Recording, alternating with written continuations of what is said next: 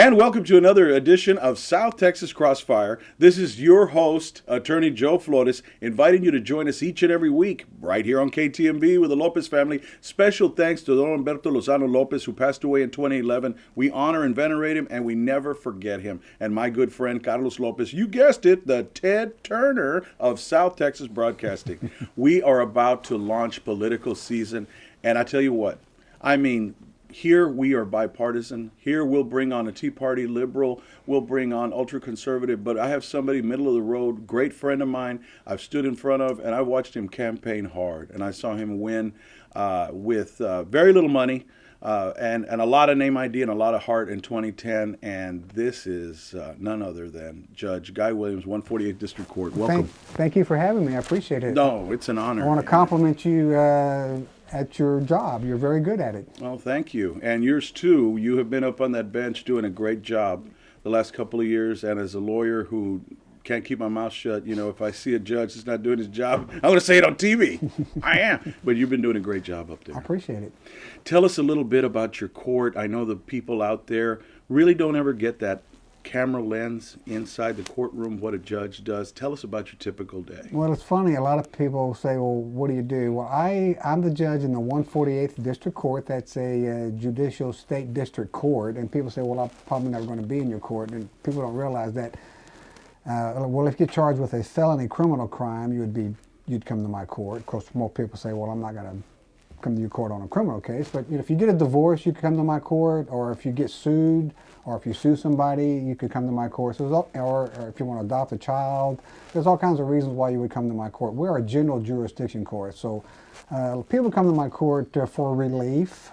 They have a claim that's why they made laws. Instead of going out and fighting on the streets like in the old days, you know, they have courts to resolve differences. And so that's why we have judges in courts, so people can resolve their differences.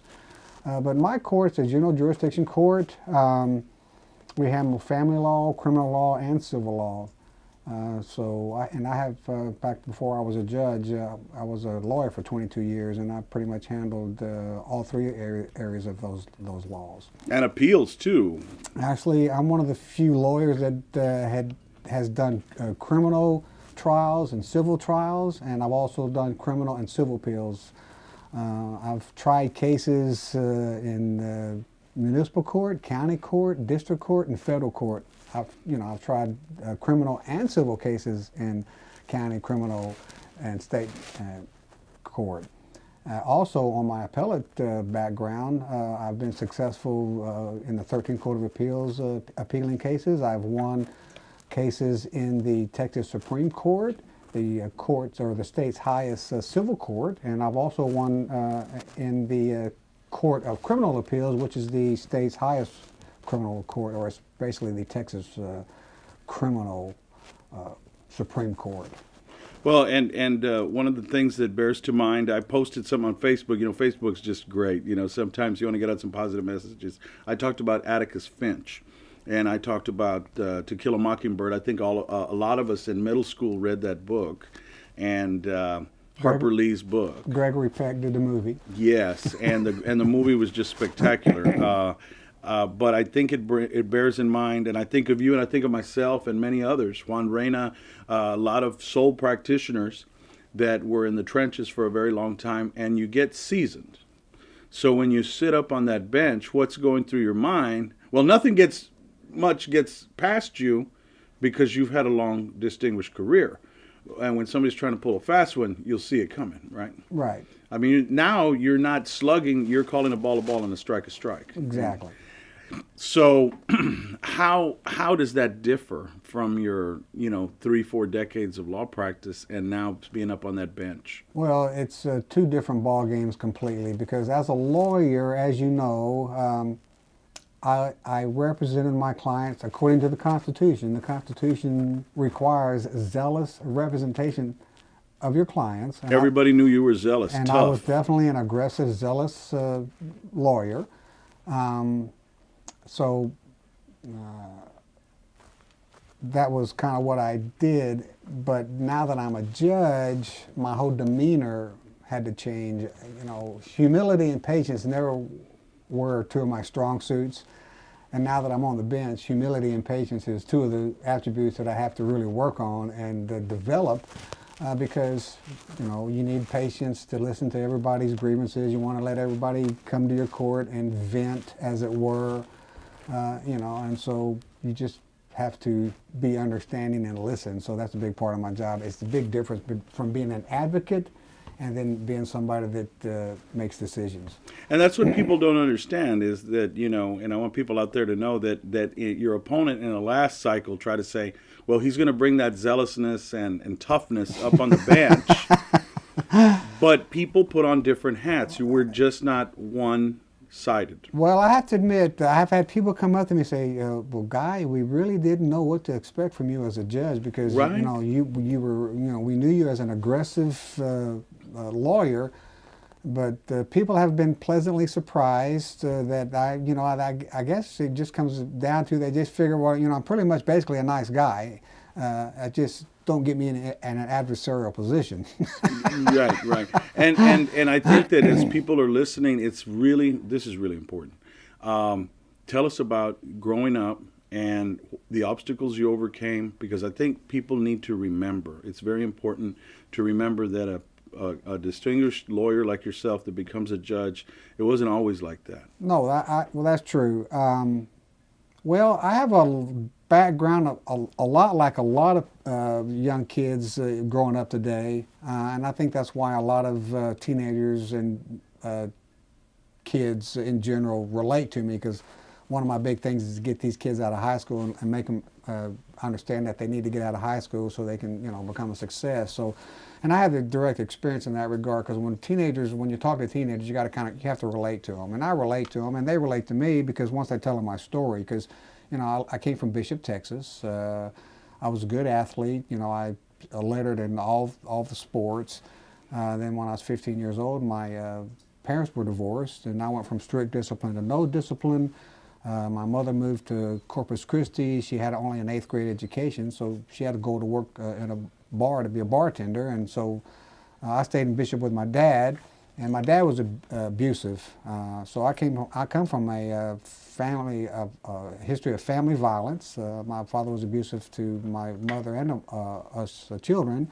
I loved my father, and but to put it bluntly, he was a mean drunk, and of course. That affects people when they grow up, and Absolutely. so when my parents divorced, like I said, I went from strict discipline to no discipline, and I got kicked out of 3 high schools for fighting.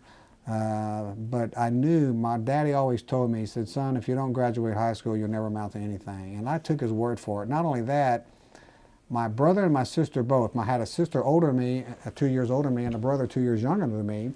And both of them dropped out of high school, and I could not face my parents and have them have all 3 of their children drop out of high school. I just couldn't break their heart and look them in the eye. And so I graduated high school mainly from my parents, because parents take it personal when their kids drop out of high school, and because they're divorced, parents take a lot of that blame. So I have all that experience in terms of growing up on the street. I was raised on the street pretty much after I was 15. I didn't have any discipline. In fact, to graduate high school, because I was kicked out of those 3 high schools, in my last year, in other words, my last, in Ray, I was kicked out of Ray High School for fighting. And then I went back, and that was my junior year. And then when I went back my senior year, to graduate with my class in 1968, I had to take a summer school, I had to take a correspondence course, and I had to take night school to graduate during that summer of 1968 so I could get my 1968 diploma. Wow. So that's how hard I worked to get out of high school just with my class. So I always tell people, these students, you can't blame it on your parents. I mean, if Guy Williams did it, anybody can do it. That's what I tell people. Because I walked to school. I didn't have any transportation. I started buying a car when I was 16. I was 16 years old, and I managed the gas station when I was 16 years old for 75 cents an hour. From 7 o'clock in the morning to 7 o'clock at night. I would open it up, I'd measure the tanks, count the money. I mean, I was the manager. At 16 years old, I managed the gas station. So it's amazing what people, And I think people know about your military service. Yes. And, Well, when I graduated high school, I joined the Marine Corps. thank you for serving. Yes, thank you very much. And I was promoted, I had 2 back-to-back meritorious promotions for outstanding performance. I went to Vietnam. I was in combat. I received a Purple Heart for wounds that I received in combat. I still have a piece of metal shrapnel in my chest. Speaking of combat, I'm the only veteran, and for this, and when I get elected for this next coming election, Judge Klager and I are the only veterans out of 13 judges in Nueces County, judicial judges. There's only 2 veterans on the bench, and that's me and Judge Klager. And now that Judge Klager is retiring, I'll be the only judge in Nueces County with not only military experience, but law enforcement experience as well. And tell us about your law enforcement experience. Well, after I graduated, or excuse me, after I got out of Marine Corps, I went to college and I graduated high honors from, I went to Del Mar, then I went to Texas A&M, it was Texas A&I Corpus Christi at the time, that's what my diploma says, but of course it's now Texas A&M Corpus Christi. And so I graduated there from high honors, and then I went in law enforcement. I went 5 years I was a special agent with NCIS. And while I was a special agent with NCIS, I graduated honor agent from their agent basic school. I graduated number 1. And I was meritoriously promoted to assistant special agent in charge after 3 years to an outpost in Diego Garcia, a 2-man station post in the middle of the Indian Ocean, British Indian Ocean Territory, Diego Garcia. Yeah, I spent a tour duty a year there. And then after 5 years with NCIS, I was back here in Corpus Christi. I had gone through a divorce at the time, and so I didn't want to leave my 7-year-old daughter, so I went from NCIS as a special agent to IRS CID. That's Criminal Investigation Division of the Internal Revenue Service. So I investigated felony tax evasion cases for the IRS and also failure to file cases. And so I did that for about 2 years. So then after that, at age 35, I went to law school.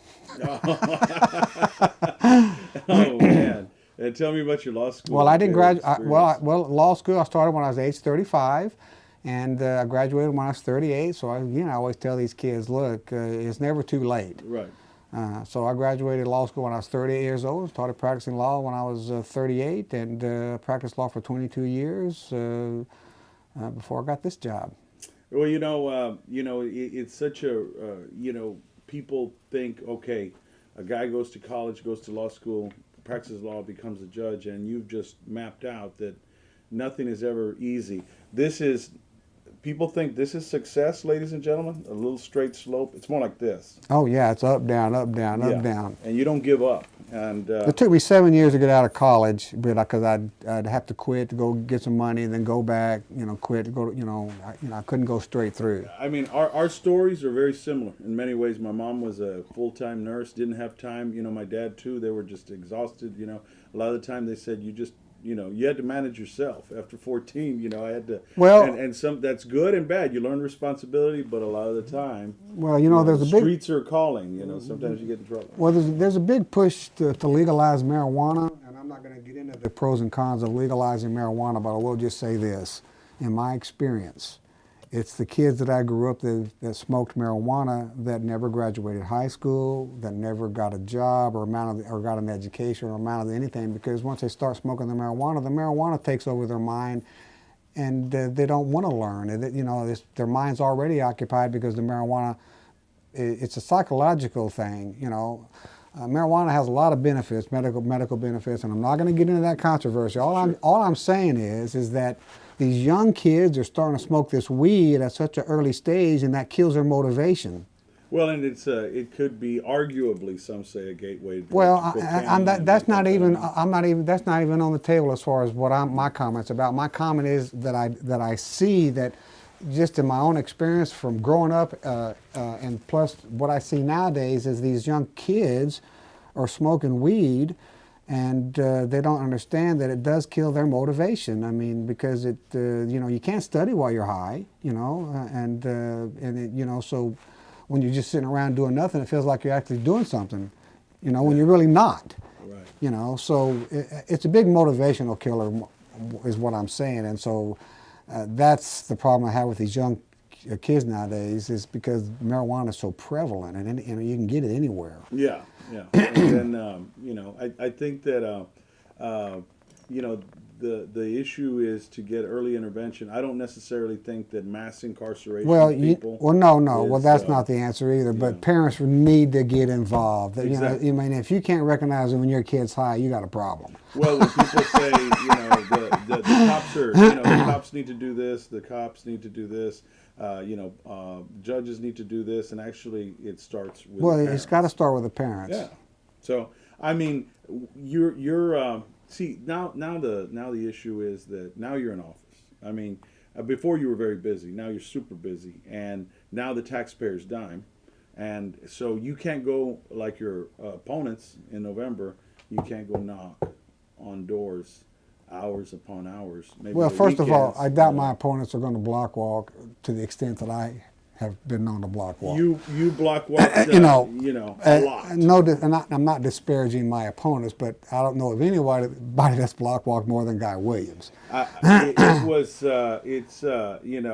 block walking and knocking on doors. I know you did a lot of it. So Well, actually, I started face. in 04 when and then I did it in 06, and then I did it again in 08, and then when I did it in 08, people said, "Are you back again?" It's like, boy, we're gonna have to vote for you just to keep it. Success. Yeah, like yeah. And then he got in. Well, you didn't give up. well, people kept saying, "Oh, he's run so many times." I go, "Well, look, every time I ran, and each time I run, I get more votes. So it's like, well, if I keep running, I'm gonna get enough votes to win eventually." People were blown away in 2010 when I think there was a shift for whatever political reasons. A lot of Democratic seats were given up. We were talking about that, and Republican seats got in there. And Judge Maderi, was another one when Judge Greenwell started all, and may he rest in peace. But he started all in 2002. But it's not an easy road for you to be up there. But I guess what I'm trying to say is that now, I mean, a lot of people recognize you, but if we're going to knock on some doors, what will you tell these people? Because 100,000 doors are being knocked on right now. Well, I will still be block walking. Me being in office is not going to curtail my block walking efforts, because my block walking. You heard it right here. Because my block walking historically has been from like 10 to 7 or 8 o'clock on Saturdays, and then on like from 1 to 6 or 7 o'clock on Sundays. A machine, ladies and That's gentlemen. been our block walking schedule historically in my campaigns. Now we'll probably start block walking, since I do not have a primary opponent, and so probably sometime after the primary in March or April, we'll probably start block walking, because just to let the people know that I'm still interested in their vote, and I think people want to shake hands with office holders and candidates. What is, I hate to say platform, but why should they keep you in office? Well, I'm doing a good job right now. I've been voted by my peers as the chairman of the juvenile board, and I've been voted, since I'm the only veteran in the district courts, I was voted to be the presiding judge of the Veterans Court. Good for you, Judge. And so those two positions are very important to me. Plus, I'm a very user-friendly court. My docket started at 8:30, and at 1:30, I move my docket very quickly and rapidly. People they don't wait around. I don't make juries wait. When I have trials, my trials are short and sweet, because I keep the lawyers hopping, because I make sure my juries do not wait. And so before I even have a trial, I got my lawyers lined up, I got exhibits done, everything's marked, we're ready to go, and there's no wasting time. And I'm going to pretty much crack a whip on the lawyers, make sure that my juries don't have to sit there and wait.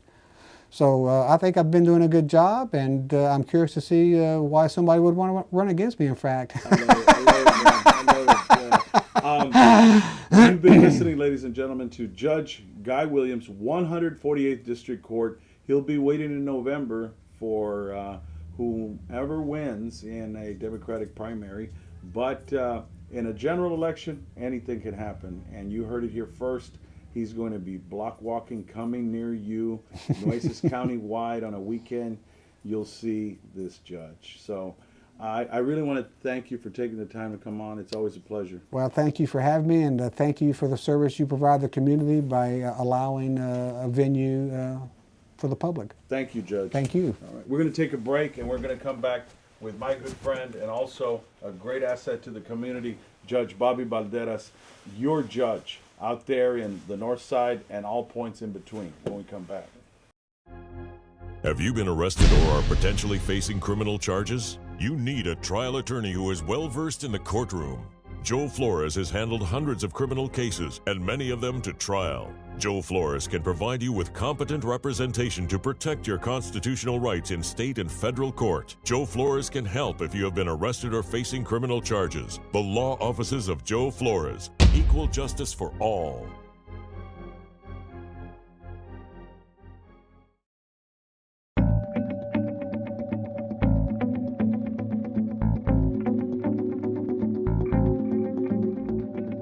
I think it's a betrayal of public trust. That is just not ethical. I left the Democratic Party because of her. The reason is because you're taking Republican money. The money of those people that pay me as a consultant. What are you taking? What did you take in Crosstown? Took money. I saw it and I saw them pay you checks.